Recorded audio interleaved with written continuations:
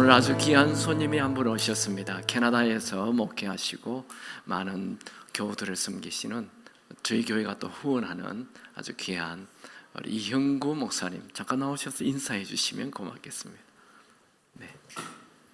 격려의 박수 보내주시기 바랍니다. 목사님 이쪽.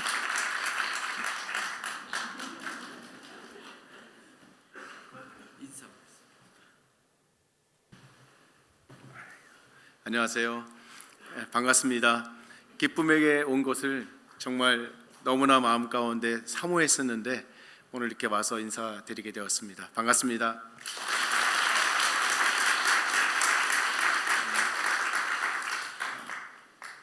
저희는 저와 아내가 유학생들 그리고 작은 특별히 이민 사회 속에서 소외받은 형제 자매들을 섬기는 그런 사역을 하고 있습니다.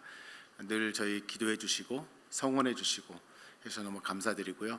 저희 또한 기쁨의 교회를 위해서 우리 김원태 목사님을 위해서 특별히 기쁨의 교회가 이 지역 사회 가운데 정말 선한 영향이 흘러가고 이 땅에 혼돈이 있는 이 한국 교회와 사회 속에 다시 한번 영적 부흥을 일으키는 교회가 되고요.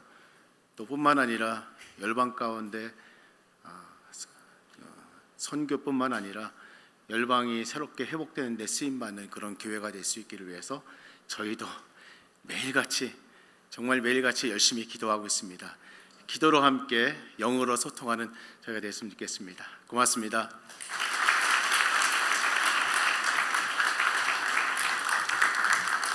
저는 이 전 세계 젊은이들 코스타를 비롯해서 유학생들 집회를 많이 합니다. 가보면 유학생 교회들은 정말 열악합니다. 네, 너무 귀한 목사님들이죠. 그 어려운 목회를 계속하는 일이 여러분들 계속 기도해 주시기 바랍니다.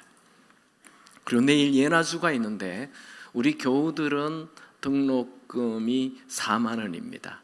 이렇게 다들 참석하시면 좋겠습니다. 네, 고맙고요. 오늘 말씀 하나님과 친하려면 이런 제목으로 말씀 나누기 원합니다.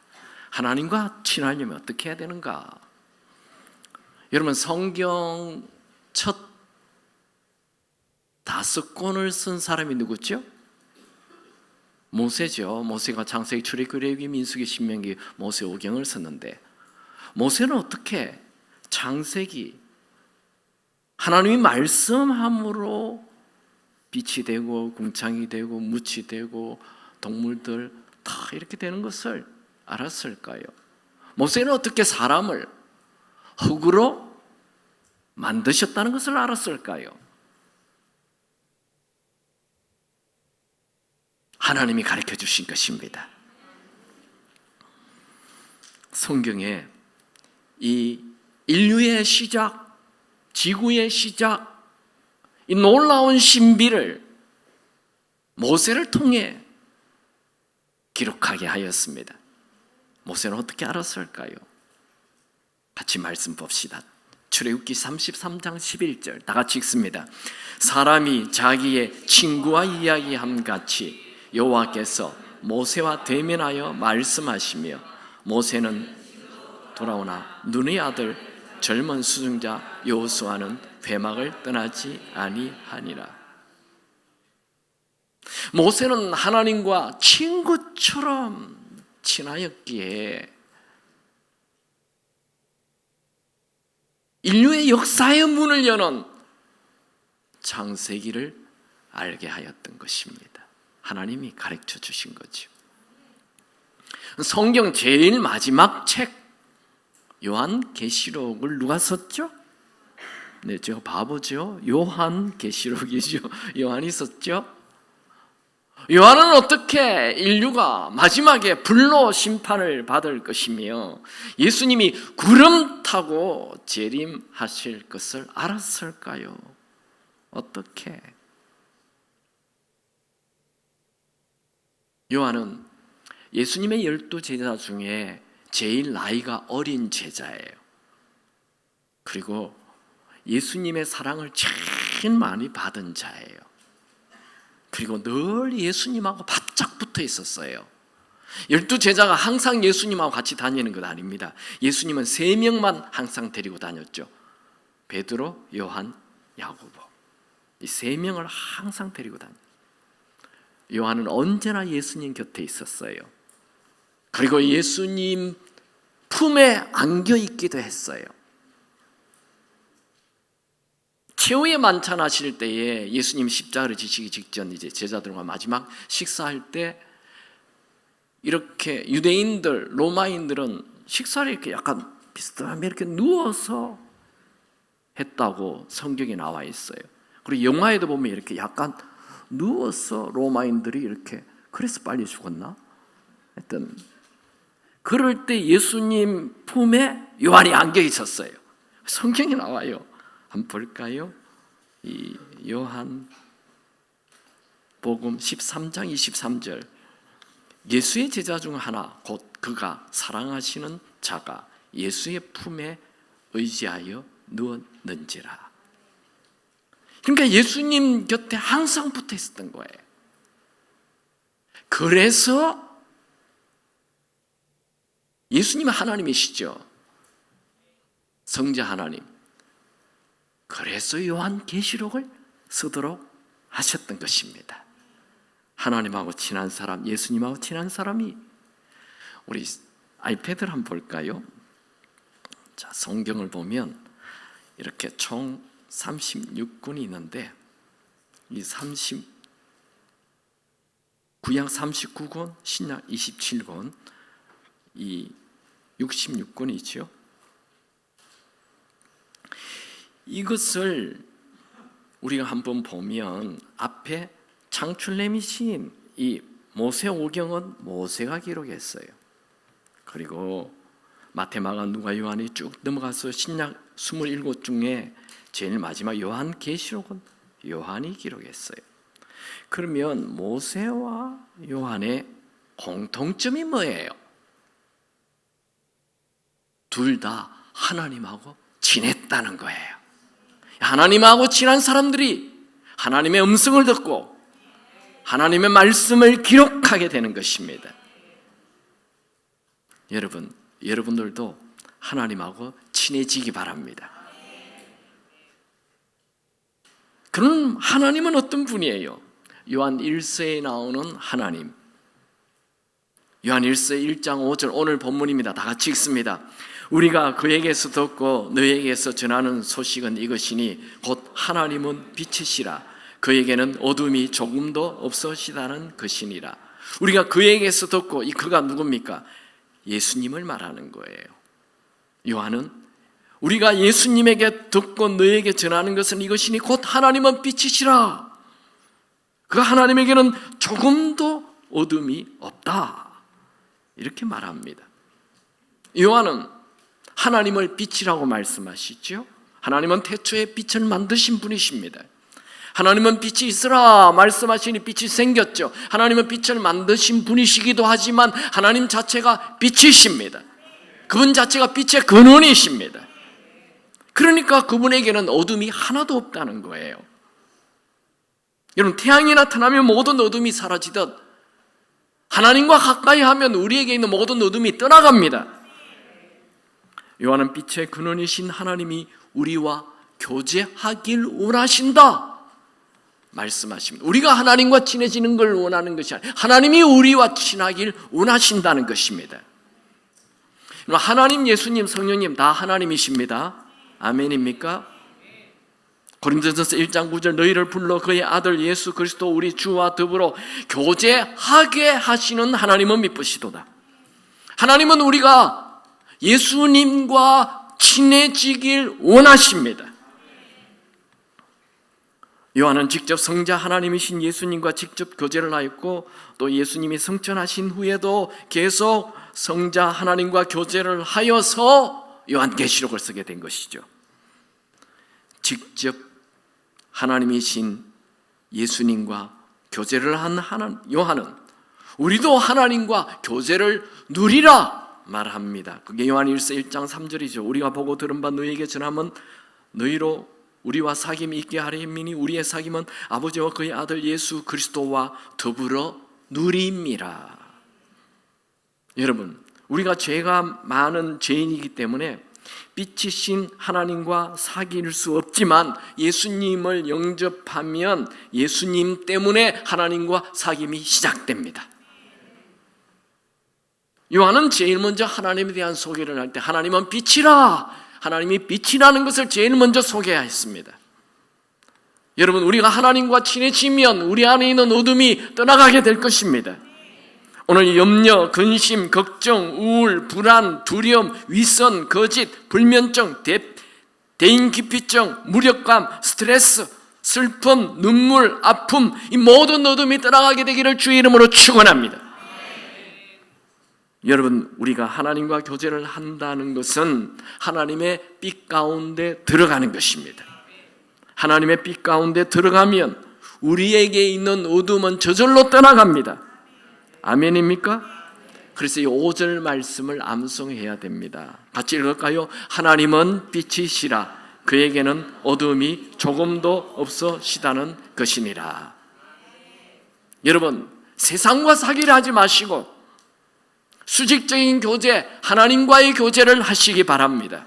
모든 어둠이 떠나갈 것입니다. 여러분, 어둠을 없애려고 노력할 필요 없어요. 우리가 하나님하고 친해지면 어둠이 저절로 떠나가는 것입니다. 그러면 하나님하고 어떻게 하면 친해집니까? 첫 번째로, 어두운 일을 버리고 빛 가운데로 들어가면 돼요. 그게 6절 7절입니다. 같이 읽겠습니다. 요한일서 1장 6절 7절 시작. 만일 우리가 하나님과 사귐이 있다 하고 어둠에 행하면 거짓말을 하고 진리가 행하지 아니함이거니와 그가 빛 가운데 계신 것 같이 우리도 빛 가운데 행하면 우리가 서로 사귐이 있고 그 아들 예수의 피가 우리를 모든 죄에서 깨끗하게 하실 것이요. 하나님 자체가 빛이시니 하나님에게로 가면 어둠이 떠나가는 것 당연한 얘기입니다. 하나님과 사귐을 계속 유지하려면 어둠을 버려야 합니다. 이게 7절, 우리가 그가 빛 가운데 계신 것 같이 우리도 빛 가운데 행하면 우리가 서로 사귐이 있고 라고 되어 있는데 이 서로에다가 동그라미를 치시고 하나님과 우리, 하나님과 나, 하나님과 성도 이렇게 써놓으면 이 서로가 뭔지 분명해집니다.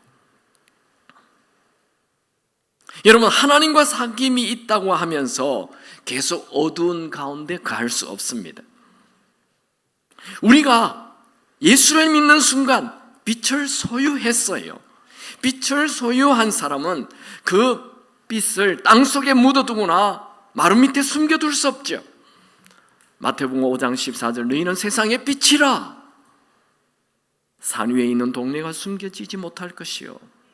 예수님은 우리에게 너희는 점점 세상의 빛이 될 것이다 말하지 않았어요. 이미 우리는 빛이에요. 예수를 믿는 순간 우리는 빛입니다. 내가 빛이라는 걸 알아야 됩니다. 나는 빛입니다. 우리 옆에 있는 분에게 얘기합시다. 당신은 빛입니다. 당신 안에 예수님이 계십니다. 여러분, 빛이 가는 데마다 어둠이 물러가듯 빛을 소유한 성도 우리가 가는 데마다 새로운 창조의 역사가 일어나야 합니다. 우리가 빛으로 살아가는 것은 우리의 선택이 아닙니다. 우리가 하나님과 교제를 하니 그냥 빛으로 행동해야 하는 것입니다. 에베소서 5장 8절, 너희는 전에는 어두움이더니 이제는 주 안에서 빛이라. 빛의 자녀들처럼 행하라. 여러분, 우리는 빛의 자녀가 되었으니 하나님의 아름다운 덕을 선포해야 합니다. 베드로전서 2장 9절, 그러나 너희는 택하신 족속이요 왕같은 제사장들이요 거룩한 나라요 그의 소유가 된 백성이니 이는 너희를 어두운 데서 불러내어 그의 기이한 빛에 들어가게 하신 이의 아름다운 덕을 선포하게 하려 하심이라. 예수를 믿는 순간 우리는 빛 안에 들어갔어요. 빛이 내 안에 들어왔어요. 그러므로 빛을 드러내며 살아야 합니다. 한번 다시 복창합니다. 나는 빛의 자녀입니다. 그러므로 어둠을 버립니다. 부정적인 말 하지 마세요. 절대 긍정을 말하십시오. 할 수 있다 말하십시오. 살리는 말을 하십시오. 말이 바뀌어야 행동이 바뀝니다. 절대 긍정을 얘기해야 돼요. 여러분, 하나님과 친하기를 원하십니까? 말을 바꿔야 합니다. 거짓말을 멈추십시오. 위선을 버리십시오. 밀런이라는 선교사는 남태평양 뉴 헤브리디스 제도의 원주민들이 그곳에 오는 선교사들을 다 죽였다는 것을 알고 있었습니다. 그러나 그 섬을 향해 갔습니다. 그가 그 섬에 도착하여 35년 사역을 하고 하나님의 부르심을 받았습니다. 그가 죽었을 때 그곳 원주민들은 그의 묘비에 이런 비문을 써놓았습니다. 그가 왔을 때 빛이 없었다. 그가 떠났을 때 어둠이 없었다.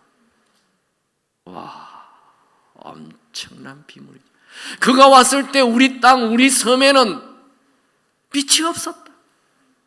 근데 그가 죽어서 천국 갔을 때 우리 땅에는 더 이상 어둠이 없었다.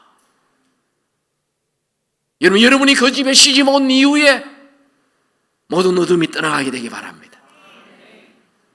여러분이 그 셀에 들어간 이후 그 셀의 어둠이 다 떠나가게 되기를 축원합니다.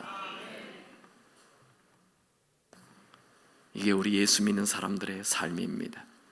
여러분이 가는 데마다 다툼이 사라지고 싸움이 사라지고 논쟁이 사라지고 빛이 가득해지길 축원합니다.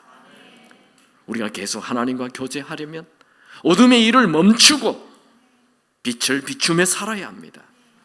여러분, 하나님과 계속 교제하기를 원하십니까? 어두운 일을 멈추십시오. 그리고 빛을 드러내는 작은 예수가 되기 바랍니다. 어둠을 버리는 순간 하나님하고 친해집니다. 아무리 교회를 오래 다녀도 계속 어둠 속에 거한다면 하나님하고 친해질 수 없습니다. 하나님하고 친해질 수 있는 첫 번째 방법은 어둠을 버리고 빛 가운데로 들어가는 거예요. 여러분, 어릴 때 그 집집마다 장독이라는 게 있었어요. 요즘 아이들은 모르죠. 그 장독에요, 이렇게 한 번씩 치운다고 장독 통째로 이렇게 옮길 때가 있어요. 장독 통째로 옮기면 장독 밑에 뭐 있죠? 몰라요? 한 번도 안 해보셨어요? 벌레가 가득합니다. 막 지렁이 같은 게 막 그냥. 지렁이는 귀여워요. 지렁이보다 더 무서운 것들이 있어요. 그런 것들이 평생 장독 밑바닥에 숨어 있다가 장독을 딱 치우니까 빛이 확 나왔잖아요. 빛이 들어오면 빛을 받아들여야 되는데 도망간다니까요. 예수를 믿는 순간 여러분의 빛이 확 들어옵니다. 그러면 도망가지 마시고 어둠을 끊어야 돼요. 어둠 안에 들어가면 안 돼요. 어둠을 끊어야 되는 것입니다. 하나님과 친해집니다. 하나님하고 친해지려면 첫 번째, 어둠을 버리고 빛 가운데로 가야 돼요. 두 번째, 하나님하고 친해지려면 회개하고 예수의 피로 깨끗하게 하면 됩니다. 우리 7절, 요한일서 1장 7절 다시 한번 읽겠습니다. 그가 빛 가운데 계신 것 같이 우리도 빛 가운데 행하면 우리가 서로 사귐이 있고 그 아들 예수의 피가 우리를 모든 죄에서 깨끗하게 하실 것이요. 여러분, 우리는 예수를 믿어도 또 죄를 짓는 연약한 인간입니다. 우리 눈에 보이는 것이 죄이고 귀에 들리는 것이 죄이고 만져지는 것이 죄입니다. 우리 남자들이 아침에 와이셔츠를 깨끗하게 입고, 어제 목욕했어요. 어제 목욕하고 오늘 와이셔츠를 깨끗하게 입고 나와서 하루 일을 보고 집에 들어가서 와이셔츠를 벗으면 요 목에 있는데 새까매요. 아니, 어제 내 목욕했는데, 아니 깨끗한 옷 입었는데 왜 그렇죠? 이 눈에 보이지 않는 공기 속에 먼지가 가득하고 미세먼지가 가득해서 그렇습니다. 내가 어제 예수 믿고 재회개하고 깨끗하게 되어도 우리 눈에 보이는 것이 죄고 귀에 들리는 것이 죄이고 만져지는 것이 죄이기 때문에 나도 모르게 더러워져요. 우리가 하나님하고 가까워지려면, 하나님에게 가려면 내 죄를 정리하고 가야 되는 것입니다. 어둠을 버려야 합니다. 요한은 하나님과 사귀려면 어둠을 버리고 빛 가운데 행하라 하면서 곧바로 예수의 피가 우리를 깨끗하게 하신다. 이거 좀 앞뒤가 안 맞잖아요. 문맥이 안 맞아요. 빛을 얘기하다가 갑자기 예수의 피를 얘기하는 것은 연결이 안 되는 것 같지만, 죄인인 우리의 입장에서 보면 예수의 피가 우리에게 필요하다는 건 너무나 당연한 것입니다. 여러분, 거룩하신 하나님에게 다가가려면 죄 문제가 해결되어야 합니다. 거룩하신 하나님에게 가려면 더럽고 냄새나는 몸을 깨끗하게 씻어야 합니다. 우리의 죄를 해결할 수 있는 것은 예수의 피밖에 없습니다. 혹시 여러분 중에 나는 별 죄 없는데 라고 생각하는 분이 있습니까? 그 사람은 자신을 속이는 것입니다. 8절 10절 같이 읽습니다. 만일 우리가 죄가 없다 말하면 스스로 속이고 또 진리가 우리 속에 있지 아니할 것이요. 10절 만일 우리가 범죄하지 아니하였다 하면 하나님을 거짓말하는 이로 만드시는 것이니 또한 그의 말씀이 우리 속에 있지 아니하리라. 저는요 지금 목사된 지 30년 됐는데 제가 참 특이한 분 딱 한 분 만나봤어요. 그분은요 어느 교회 권사님인데 자기는 죄가 하나도 없다는 거예요. 나 깜짝 놀랐어. 자기는 죄 하나도 없대. 권사님하고 더 이상 얘기하고 싶지 않습니다. 그분은 자기를 속이는 거지. 스펄즈 목사님의 일화 중에 아주 재밌는 일화가 있는데, 자기 교인 중에 죄 하나도 없다는 교인이 하나가 있는 거예요. 그래서 그분 신방을 갔어요. 얘기를 했더니 자기는 죄 하나도 없대요. 그래서 목사님이 화가 나가지고 같이 먹고 있는 그 컵에 물을 그 사람 얼굴에다 확 뿌려버렸어요. 그런데 이분이 갑자기 얼굴이 불그락불하면서 화를 버럭 내면서, 당신 지금 죄 짓고 있지 않냐고, 뭘 그렇게 화를 버럭 내고, 당신이 죄인인 걸 알아야 된다. 하나님하고 친해지려면 내가 죄인인 걸 알아야 됩니다. 내가 죄인이에요. 성경은 로마서 3장 23절에 모든 사람이 죄를 범하였음에 하나님의 영광에 이르지 못한, 모든 사람이 죄를 범하였음에, 할아버지도 아버지도 어머니도 어린아이도 모든 사람, 선교사님도 목사님도 장로님도 권사님도 모든 사람, 남자도 여자도 모든 사람 안에 내가 들어있다는 것입니다. 아무리 선하게 살아도 죄를 지은 자입니다. 죄인입니다. 우리의 선행이라는 것은 하나님 눈에 볼 때 그 걸레 조각과 같은 것이지요. 이사야 64장 6절 무릇 우리는 다 부정한 자 같아서 우리의 의는 다 더러운 옷 같으며 우리의 의로움은 하나님이 볼 때 걸레와 같은 것입니다. 여러분, 정직하게 내 마음을 한번 살펴보십시오. 얼마나 더럽고 추한지, 얼마나 교만하고 얼마나 탐욕이 많고 얼마나 음란하고 얼마나 추한지 모릅니다. 성경은 우리 마음이 심히 부패하다라고 고발합니다. 심히 부패하다는 것은 썩어 악취가 난다는 거지요. 예레미야 17장 9절에 만물보다 거짓되고 심히 부패한 것은 마음이라. 여러분, 하나님하고 친해지기를 원하십니까? 매일 내가 죄인인 것을 알고 예수의 피로 나를 깨끗하게 하십시오. 예수의 피는 모든 죄를 깨끗하게 해주십니다. 여기에 우리의 기쁨이 있고 자유가 있고 해방이 있고 환희가 있는 것입니다. 죄인인 우리가 어떻게 하나님과 친해질 수 있습니까? 예수의 피로 깨끗이 씻은 자가 하나님과 친해질 수 있습니다. 사람은 죄를 지으면 죄책감 때문에 하나님에게 가는 것이 주저해집니다. 그게 사탄의 전략이에요. 참 이상하죠. 평소에는 부부 싸움 안 하는데 꼭 내일 주일, 오늘 토요일 밤에 부부 싸움을 한다는 거예요. 사탄의 전략이에요. 네가 뭐 부부 싸움 하면서 교회 가서 뭐 거룩한 척 하냐? 목사님들은 언제 제일 많이 싸우는 줄 아세요? 주일 아침에 싸워요. 그래서 네가 그러고도 목사냐? 네가 무슨 설교를 해? 우리 김 목사님 매일 싸우나 보다. 나 안 싸웁니다. 난 거의 1년에 한 번도 싸울 똥 말 똥 거의 안 싸워요. 왜요? 나같이 부족한 사람하고 결혼해 줬으니 얼마나 감사한지. 어떻게 감히 싸워요? 싸우지 않습니다. 근데 사탄은 언제나 예배 앞두고 죄책감을 줘요. 하나님에게 못 가게 해요. 여기에도 그런 분들이 있죠. 내가 뭐 술을 먹는데, 내가 뭐 담배도 하는데, 아직까지 내가 뭐 하나님에게 가까이. 그게 사탄의 전략이라니까요. 예수의 보혈로 씻지 못할 죄가 없습니다. 예수의 보혈로 용서받지 못할 죄가 없습니다. 예수의 피로 새롭게 되지 못할 사람 없습니다. 하나님과 친해지기를 원하십니까? 어둠을 버리고 빛 가운데 들어가십시오. 혹시 빛 가운데 가다가 죄를 범했으면 곧바로 죄를 자백하고 예수의 피로 깨끗하게 씻으면 됩니다. 사탄은 우리에게 죄를 범하면 예수의 피로 깨끗하게 씻으라 말하지 않고 숨어라, 변명해라, 남 탓해라 그렇게 말합니다. 아닙니다. 내가 범죄하였나이다 하고 곧바로 회개하고 자백하면 하나님께서 용서해 주십니다. 오늘 말씀 요한일서 1장 9절 같이 읽습니다. 만일 우리가 우리 죄를 자백하면 그는 미쁘시고 의로우사 우리 죄를 사하시며 우리를 모든 불의에서 깨끗하게 하실 것이요. 자백한다는 것은 죄를 인정한다는 거예요. 그리고 고백한다는 거죠. 하나님하고 친해지기를 원하십니까? 죄를 지었을 때 곧바로 그 죄를 자백하시기 바랍니다. 아담과 하와는 원래 하나님하고 친하게 지내려고 하나님이 에덴 동산에 그들을 만드셨죠. 창조하였습니다.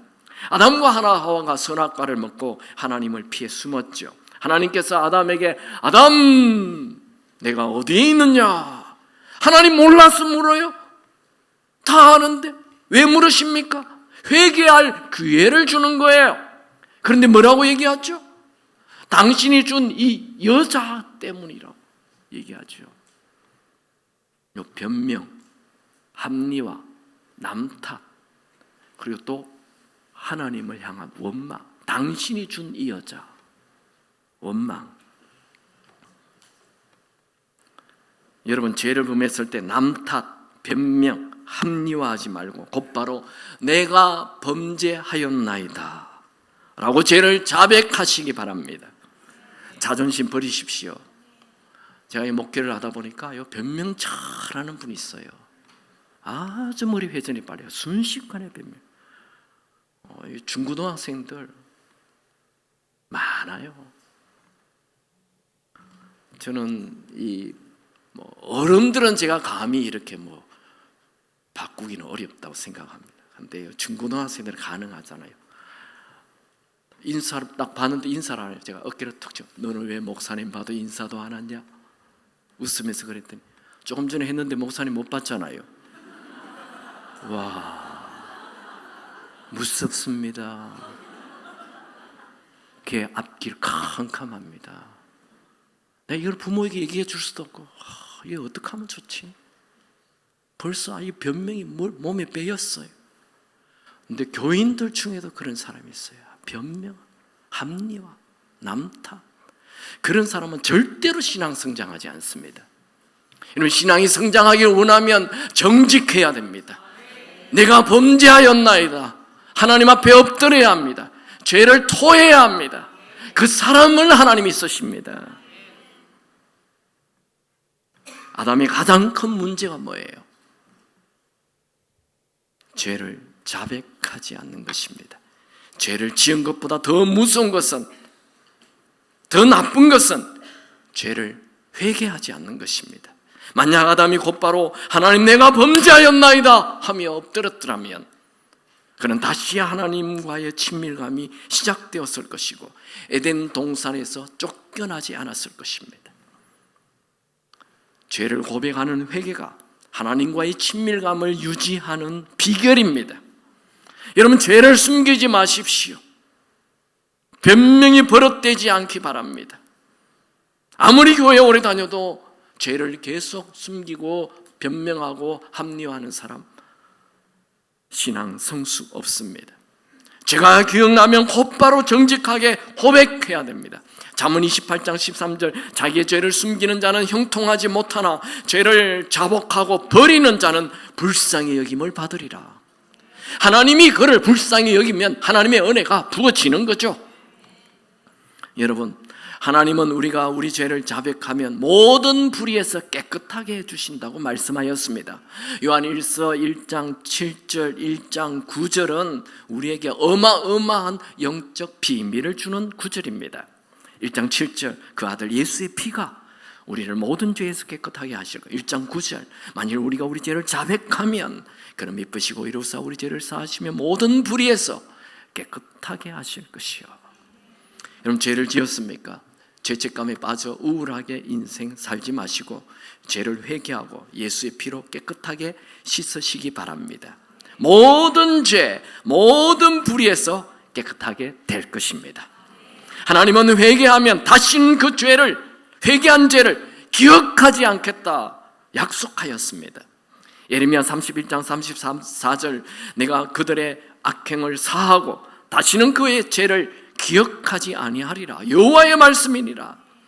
하나님은 우리의 죄가 주홍같이 붉다 할지라도 회개하면 흰 눈처럼 씻어주신다 약속하였습니다. 이사야 1장 18절 너희의 죄가 주홍 같을지라도 눈과 같이 희어질 것이요 진홍같이 붉을지라도 양털같이 희게 하리라. 예수의 피를 의지하십시오. 예수의 피에 능력이 있습니다. 예수의 피에 치유가 있습니다. 예수의 피에 회복이 있습니다. 예수의 피에 자유 있습니다. 예수의 피의 능력은 어마어마합니다. 한 컵의 물은 한 사람의 목을 추릴 수 있죠. 우물의 물은 한 동네의 사람의 목마름을 해결합니다. 강의 물은 한 나라의 사람들을 먹입니다. 예수의 피는 온 인류의 죄를 다 씻을 수 있습니다. 예수의 피의 능력이 얼마나 큰지 한 사람의 평생 지은 죄도 순식간에 깨끗하게 씻어 주십니다. 여러분, 십자가에 매달린 그 오른편 강도 죄를 회개하자 예수님께서 그를 천국에 들어가게 하셨습니다. 어떤 분이 28년 동안 계속되는 두려움과 죄책감에 짓눌려 살았습니다. 그는 밤마다 자다가 벌떡 일어나서 비명을 지르고 식은 땀을 흘리곤 하였습니다. 그는 계속되는 우울증에 빠져 살았습니다. 그 부인의 말대로라면 그는 수년 동안 한 번도 웃어본 적이 없다고 하였습니다. 이 중에도 그런 분이 있으세요? 1년 동안 한 번도 웃어본 적이 없다. 아무리 웃겨도 웃지 않는다. 나는 웃음을 잃어본 지 오래됐다. 그분 지금 중병, 큰 병입니다. 예수 믿는 사람은 항상 웃어야 됩니다. 항상 기뻐하라. 근데 예수 믿는다는데 매일매일 사순절을 하는 사람이 있어요.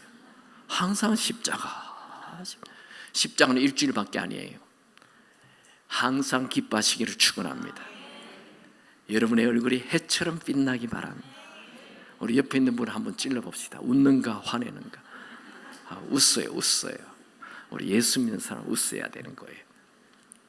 이 사람은 한 번도 웃어본 적이 없대요.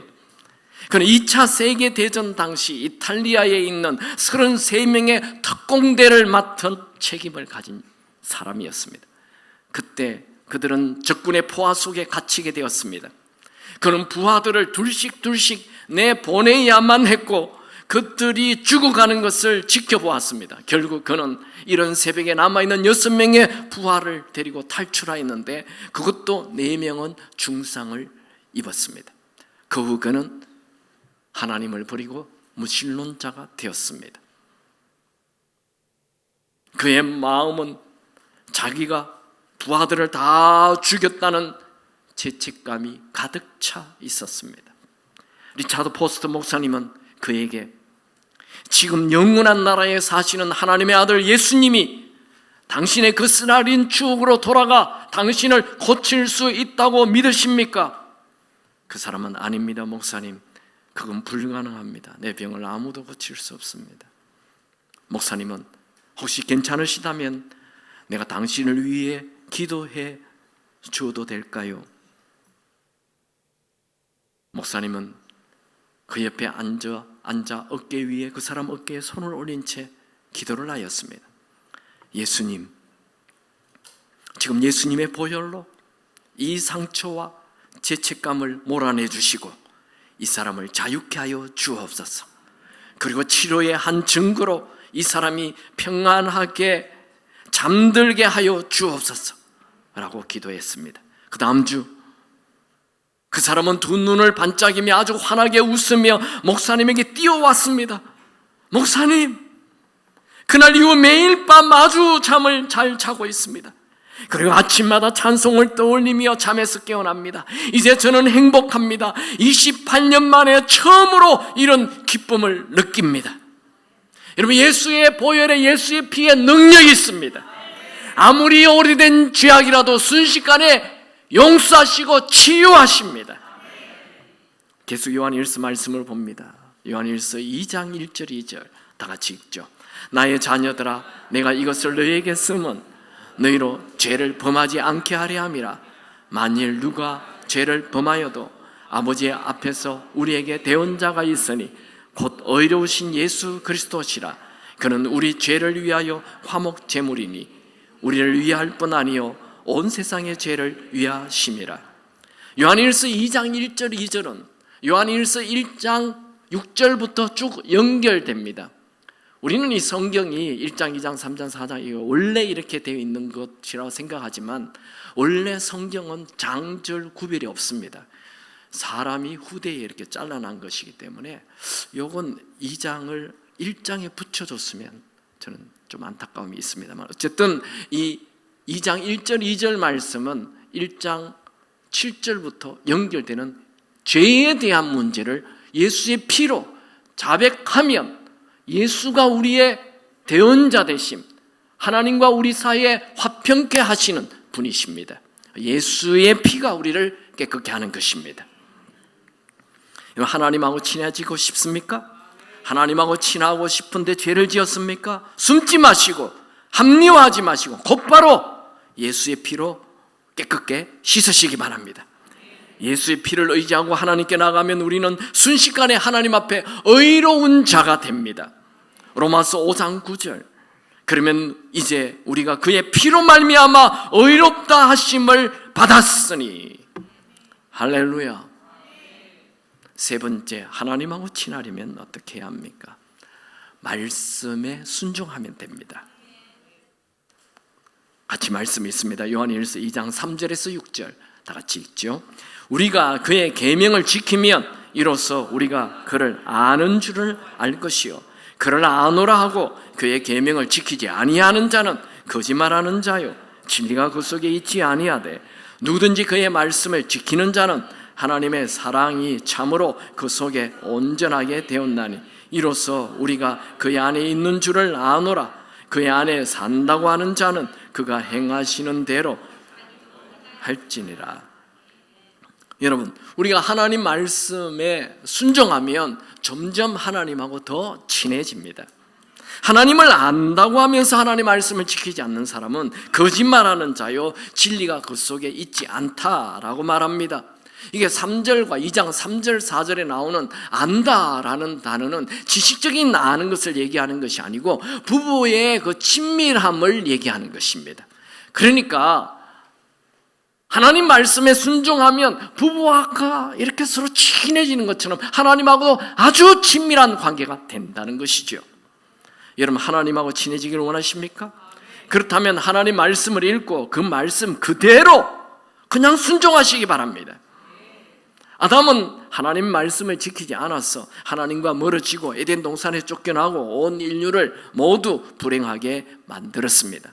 그러나 두 번째 아담 예수님은 하나님 말씀에 순종하여 온 인류를 살려내었습니다.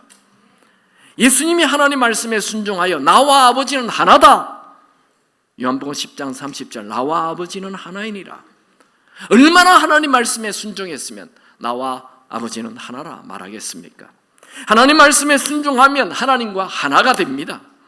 여러분, 축복해달라 기도하지 마시고 하나님 말씀에 순종하게 해달라 기도하시기 바랍니다. 말씀을 정리합니다. 하나님과 친하려면 어떻게 됩니까? 우리 하나님은 빛이십니다. 하나님에게는 어둠이 하나도 없습니다. 하나님에게 가면 모든 어둠이 사라집니다. 여러분, 태양 가까이 가면 어둠이 사라지듯 하나님 가까이 하면 모든 어둠이 사라집니다. 하나님하고 친하는 게 얼마나 중요합니까?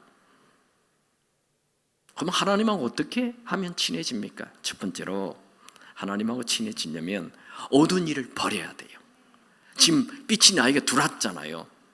예수가 나에게 들어왔잖아요. 그러면 도망가면 안 돼요. 또 어둠 찾아가면 안 돼요. 빛 가운데로 향해 가야 돼요. 어둠을 버리기 바랍니다. 지금 당장 버리시기 바랍니다. 오늘 이 시간에 성령께서 여러분에게 지적해 주시는 그 죄, 그 어둠 버리시기 바랍니다. 지금 버리시기 바랍니다. 결단하십시오. 과감하게 버리시기 바랍니다. 그래야 하나님하고 친해집니다.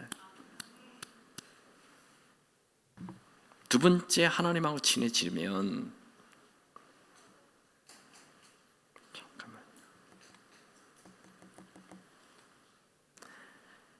회개하고 예수의 피로 깨끗게 하면 됩니다. 예수의 보혈의 능력이 있습니다. 매일 잠자기 전에 오늘 지은 죄를 회개하시고 예수의 피로 깨끗하게 하시고 내일 아침 화끈하게 하루를 시작하시기 바랍니다. 해처럼 밝은 얼굴로 하루를 사시기 바랍니다. 혹시라도 죄책감이 든다면 바로 예수의 피로 씻어주십시오. 예수의 피로 씻지 못할 죄가 없습니다. 예수의 보혈을 의지하며 순식간에 하나님 면전 앞에, 존전 앞에, 코앞에 다가가게 됩니다. 예수의 피의 능력이 있습니다. 세 번째, 하나님하고 친하려면 말씀에 순종하면 됩니다. 순종하는 만큼 하나님하고 친해집니다. 이건 내 이성과 내 상식으로 손해 볼 것 같은데 그때 순종해야 돼요. 그러면 하나님하고 친해집니다. 하나님하고 친해지면 무슨 일이 일어날까요? 모세는 나이 80에 어느 날 하나님이 불렀어요. 너 이스라엘 백성들을 살려내라. 순종해요. 순종했더니 이스라엘 백성들을 다 출애굽시켰고 핏개구리, 이파리, 악질, 독종, 우박 쏟아지는 기적들을 경험하였고 광야길에 들어갑니다. 모세는 광야길 40년을 보냈어요. 그리고 그가 죽을 때 마지막 유언, 모세의 유언, 신명기 33장 29절, 이스라엘이여 너는 행복한 사람이로다. 여호와의 구원을 너같이 얻은 백성이 누구냐? 그는 너희를 돕는 방패시요 내 영광의 길이시로다. 내 대적이 내게 복종하리니 네가 그들의 높은 곳을 밟으리로다. 모세는 광야 40년을 지냈어요. 이야, 나 진짜 광야 40년 지낸다고 나 스트레스 너무 받았어. 나 진짜 스트레스였어. 그런 말 하죠. 난 행복해. 너희들도 행복한 자다. 절대 행복을 써요. 이 현대인들은 절대 행복이 없어요. 늘 스트레스라고 그래요. 모든 사람이 스트레스라고 그래요. 하나님하고 친해지면 절대 행복을 소유하게 됩니다. 하나님하고 친해지면 절대 긍정을 말하게 됩니다. 지금 가나안 땅에 들어가지도 못했잖아요. 근데 모세는 너희들은 높은 곳을 차지하게 될 것이 절대 긍정을 얘기하는 거예요. 모세에게 아무것도 없어요. 무기 없어요. 군대 없어요. 건강 없어요. 돈 없어요. 나이 120세라니까요. 그런데 나는 행복하다. 너희들도 행복하다. 높은 것을 차지할 것이다. 여러분, 나이 보지 마세요. 여러분, 능력 보지 마세요. 하나님하고 친해지십시오. 절대 행복과 절대 긍정을 가지게 될 것입니다. 하나님과 친구된 사람, 하나님이 저 우주 끝에 계시는, 멀리 계시는 분이 아니시고 지금 나와 함께 하시는 분이십니다. 무슨 일을 만나도 절망하지 않고 기대하게 될 것입니다. 하나님과 친해지면 모든 것 할 수 있습니다. 그런데 하나님이 우리와 친해지길 원하신다는 것입니다. 하나님은 여러분과 친해지길 원하십니다. 여러분 곁에 다가오십니다. 어떻게 하면 되죠? 어둠을 버리고 예수 피 의지하고 말씀에 순종하면 됩니다. 하나님하고 친해집시다. 악수합시다. 옆에 있는 분 하나님하고 친해집시다.